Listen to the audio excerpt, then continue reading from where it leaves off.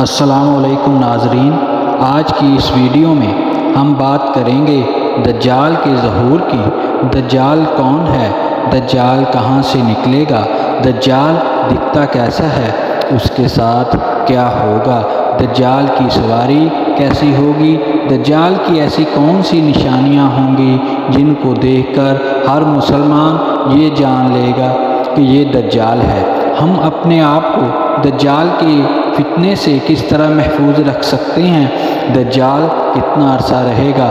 دجال کے ساتھ کون لوگ ہوں گے؟ یہ ایسے سوالات ہیں جن کا جاننا ہر مسلمان کے لیے ضروری ہے۔ ناظرین، یاد رہے قیامت کی نشانیوں میں سے ایک بڑی نشانی دجال کا نکلنا ہے۔ احادیث میں دجال کا ذکر بڑی وضاحت سے آیا ہے۔ ہر نبی نے اپنی امت کو دجال کے فتنے سے ڈرایا ہے۔ سرکار دو عالم صلی اللہ علیہ وسلم نے دجال کی نشانیاں، اس کا حلیہ اور اس کے آنے کے بعد کے حالات کو اچھی طرح بیان فرمایا ہے۔ ناظرین، آج کی ویڈیو بہت دلچسپ اور معلوماتی ہے۔ رسول اللہ صلی اللہ علیہ وسلم نے فرمایا، قیامت کے درمیان دجال سے بڑا کوئی فتنہ نہیں۔ دجال سرخ رنگ اور داہنی آنکھ کا کانا ہے۔ اس کی آنکھ گویا ابھرتا ہوا انگور ہے۔ خروج کے وقت کبھی داہنی کانی ہوگی، کبھی بائیں۔ دجال پست قد، ٹیڑھے پاؤں اور مٹھے بالوں والا ہوگا۔ رسول اللہ صلی اللہ علیہ وسلم نے فرمایا، دجال کی دو آنکھوں کے درمیان کافر لکھا ہوگا۔ دجال زمین میں 40 سال رہے گا۔ ایک سال ایک مہینہ کی طرح ہوگا، اور ایک مہینہ ایک ہفتہ کی طرح، اور ایک ہفتہ ایک دن کی طرح، اور دن آگ میں سوکھے پتے کے جلنے کی طرح ہوگا۔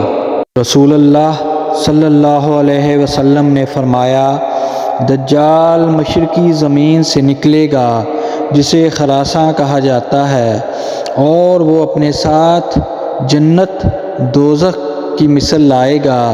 جسے وہ جنت کہے گا، حقیقت میں وہ آگ ہوگی، اس کے ساتھ پانی اور آگ ہوں گے، لیکن جسے لوگ پانی دیکھیں گے وہ آگ ہوگی جو جلا ڈالے گی، اور جسے لوگ آگ دیکھیں گے وہ ٹھنڈا میٹھا پانی ہوگا۔